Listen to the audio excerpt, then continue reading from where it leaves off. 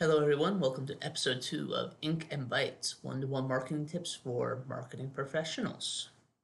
My name is Andrew Glover. I am the host of Ink and Bytes. A little bit of background about me. I've got 10 plus years of tactical and strategic marketing background. That's everything from digital marketing, emerging marketing techniques with VR, AR, and for the last 3 years, I have been working in direct mail and direct response marketing.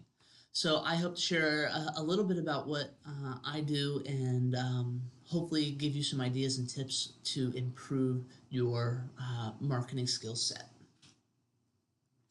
Today's episode is talking about the prospect list and specifically about building a prospect list. Let's go full screen here. So in their 2018 State of the Inbound report, the market research firm and CRM platform specialist HubSpot found that customer acquisition was one of the leading marketing priorities for marketing sales departments for the next 12 months. So this makes sense, right? You have to have money to coming in, and that doesn't matter whether it's a for-profit organization, whether it's a non-profit organization. You have to have money coming in, and you have to have money specifically coming in from news sources. You can't just rest on the laurels and just expect your current customer set or your current donor set to be paying and building your organization. So you need a prospecting pool to be able to do that and to grow lead generation activities. There's lots of ways to grow and lots of strategies for customer acquisition. You can do CPC, you can do social media, inbound marketing, which is HubSpot's deal. There's lots of ways to build customer acquisition. The one that we're talking about today specifically, though, relates to the data side and building your prospecting list, whether that's on the email and digital marketing side or whether that's on the direct mail side. So let's get a few definition of terms out of the way.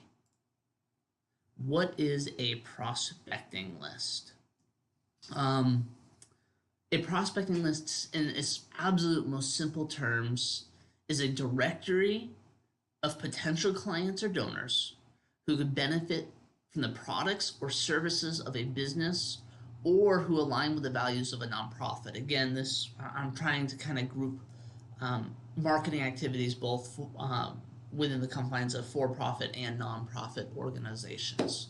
So that's kind of the most simplistic term. These are people who have not met the threshold to be considered a customer or donor already. They generally haven't had any other contact with the organization, no formal contact anyway. They may have familiarity with your brand, and they may even have certain attributes that align with your brand, but they haven't taken whatever steps it is to convert to a customer. So there's lots of ways to build a prospecting list, and we're going to get into those next.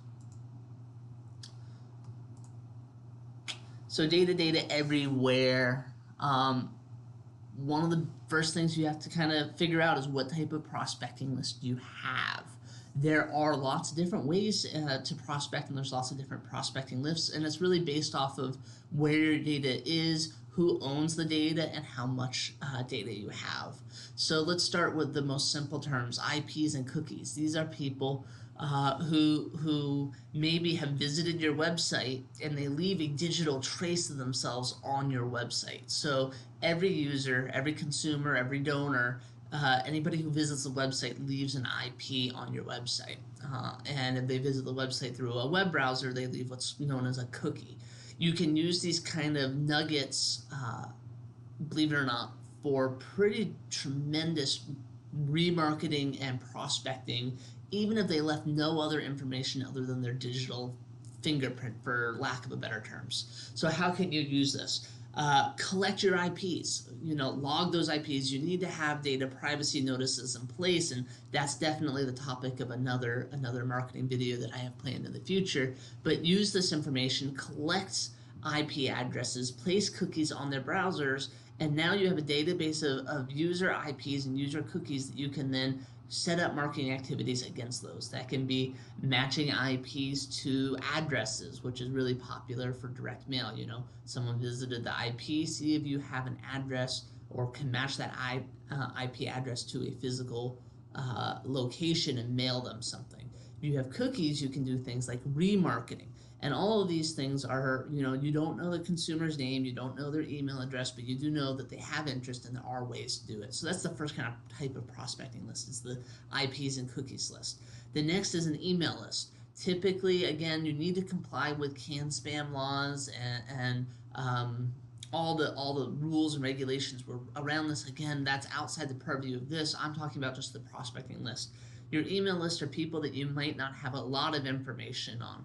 Maybe they left their email or gave their email as a part of a list that you have, maybe an event list, maybe they signed up for something on your website. Whatever it is, you have their email and their first name, or their email and their last name, or something. Save that email list and then get them into a well-crafted email campaign using your prospecting data there. Next kind of list is a social media followers list. You can track people based off of their social media presence, whether that's Facebook, whether that's Twitter, Instagram, whatever it is. Engage with these people, get them into your CRM so you can track and figure out, okay, who is your most engaged social media user, and what are ways that you can reach out to those social media users to get them to better promote your cause. The next one is direct mail. Direct mail is not dead, guys. Direct mail is really powerful because, well, for a lot of reasons, but one of the biggest reasons is that digitally everybody is saturated. You know, you see hundreds, if not thousands, of ads on your computer, in your email box, that you just ignore. But the honest truth is the mailbox is still a fairly sacred place. You know, you might get junk mail, you might get spam, but you're getting 5 or 6 things in your mailbox versus thousands of digital solicitations. So leverage direct mail. Again, that's kind of, I have a future series within Income Bytes that I plan to get into direct mail. But your direct mail needs to have things like your username, your mailing address, of course, and then as much information that you can use from for one-to-one marketing purposes, which was episode 1. Go back and check that video out.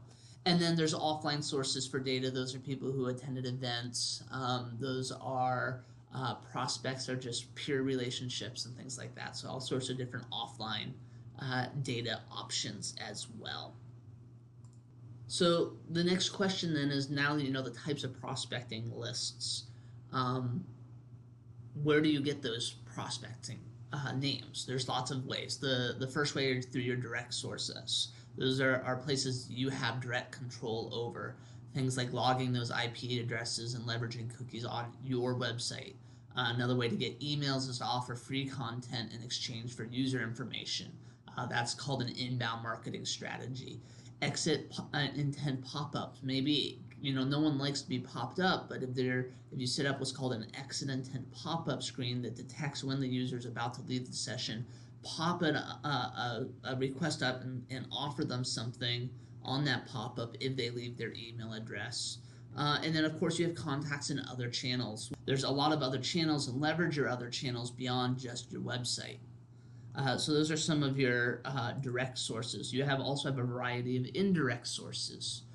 Those indirect sources can be things like social media. You know, as much as we like to say that the social media is your brand, technically social media lives on Facebook, and Facebook doesn't share all that information with you as much as we'd like them to. You know, you also have a huge database of volunteers, donors, stakeholders. Ask them to submit their requests and their information to friends that they think might be interested in becoming a prospect. Again, POS system, other channel systems. And then a huge thing for indirect sources is thought leadership. These are people who present at conferences. These are people who write quality blog posts and webinars, and anybody who contributes to the industry, and through those contributions is able to grow your network. So your direct sources is leveraging the information you have. Your indirect sources is about growing your network. And then one of the final ways to get prospecting names is to find outside sources. Again, you have to be careful with this, especially digitally, but there are things like purchase lists. This is easier in direct mail when you can purchase and target direct mail and then send that out. There's not as many rules right this second governing the acquisition and purchase and rentals of lead generation source lists. There are ways on the digital end to do this that do comply with CAN spam rules. One of the best ways is being creative with co-branded partnerships. See if a partner brand or a partner organization is willing to send out one of your email newsletters to their lists to drum up interest from their prospect or their customer or their donor pools promoting your product, and vice versa. One of the other really cool things with digital is that you can actually place things like URL parameters and all sorts of different tracking things, so that if a consumer clicks on one of those links in a co-branded email, you can get them quickly into your CRM system. So really cool things. So I just need to wrap this up here. I'm, again, as usual, over time. So to summarize, the most important thing here is avoid stale prospecting lists. Your prospecting list should never be static. It's always be cleaning it for inactive, non-responsive records, and always be adding new names to it. If your prospecting list goes stale, you really lose out on a lot of new customer acquisition lists. So thank you for taking the time to listen. Today we talked about building a prospecting list, and also a huge thank you to Valtim Marketing Solutions, who is sponsoring this webinar series. Valtim Marketing has been a direct response marketer for 30 plus years. They work in just about every major integrated vertical of the marketing chain, from direct mail, call center, fulfillment, third-party logistics, email, creative, you name it.